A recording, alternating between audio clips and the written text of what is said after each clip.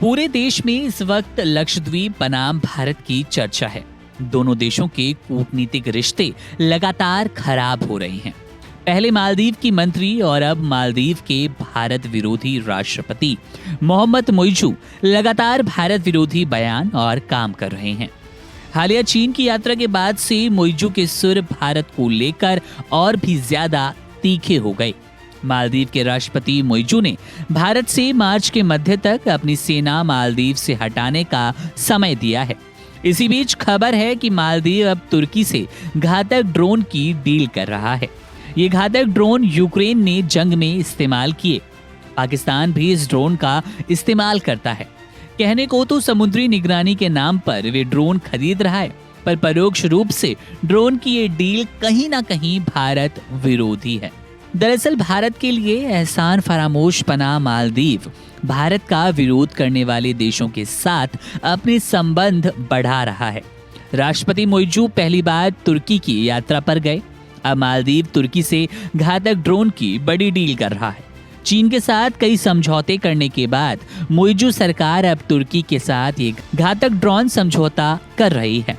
मालदीव ने तुर्की की कंपनी बाइकार के साथ 3 करोड़ 70 लाख डॉलर के एक समझौते पर हस्ताक्षर किए हैं।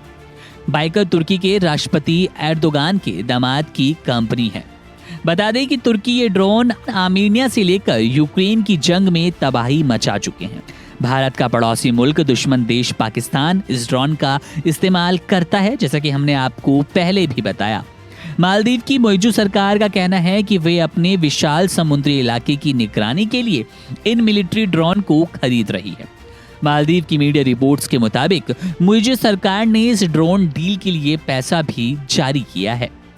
मालदीव को मुश्किल घड़ी से निकालने वाला भारत आज बेशक उसे अपना दुश्मन नजर आ रहा है, लेकिन वो भारत ही है जिसने मालदीव को अपने समुद्री तटों की निगरानी के लिए डॉर्नियर विमान और हेलीकॉप्टर दिए थे।